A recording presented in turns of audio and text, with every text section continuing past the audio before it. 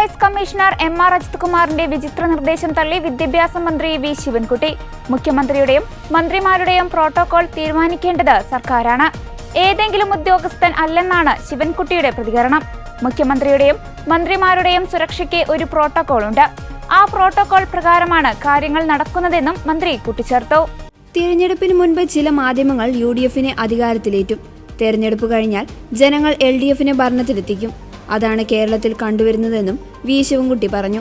കഴിഞ്ഞ തവണ തെരഞ്ഞെടുപ്പിന് മുൻപ് UDFന്റെ മുഖ്യമന്ത്രിയും ക്യാബിനറ്റും അടക്കം ചിലർ തീരുമാനിച്ചിരുന്നു. തെരഞ്ഞെടുപ്പിന് ശേഷം LDFന് ഭരണ തുടർച്ചയാണ് ഉണ്ടായത്. ജനങ്ങൾ എന്തിന് ഇടതുമുന്നണിയെ വേണ്ട എന്ന് പറയണമെന്നും ഏതെങ്കിലും ഒരു മന്ത്രിക്കെതിരെ 1 രൂപയുടെ അഴിമതി ആരോപണം ഉണ്ടോ എന്നും വി. ശിവൻകുട്ടി ചോദിച്ചു. എക്സൈസ് മന്ത്രിക്ക് എക്സൈസ് ഉദ്യോഗസ്ഥർ എസ്കോർട്ട് പോകണമെന്നാണ് എക്സൈസ് കമ്മീഷണർ എം.ആർ. അജിത് കുമാറിന്റെ വിചിത്ര നിർദ്ദേശം. ഇന്നലെ വിളിച്ചു ചേർത്ത ഉന്നത ഉദ്യോഗസ്ഥരുടെ യോഗത്തിലാണ് എം.ആർ. അജിത് കുമാർ വിചിത്ര നിർദ്ദേശം നൽകിയത്. ഹോട്ടലിലോ ഗസ്റ്റ് ഹൌസിലോ മന്ത്രി താമസിച്ചാലും ഉദ്യോഗസ്ഥരും വാഹനവും ഉണ്ടാകണമെന്നും നിർദ്ദേശത്തിൽ പറയുന്നു. അതേസമയം എൻഫോഴ്സ്മെന്റിന് ഉപയോഗിക്കുന്ന വാഹനം പൈലറ്റായി എങ്ങനെ ഉപയോഗിക്കുമെന്ന ആശങ്കയിലാണ് ഉദ്യോഗസ്ഥർ. ഓഫീസുകൾ വൃത്തിയായി സൂക്ഷിക്കാൻ സ്വന്തമായി ഫണ്ട് കണ്ടെത്തണമെന്നും യോഗത്തിൽ നിർദ്ദേശം നൽകി.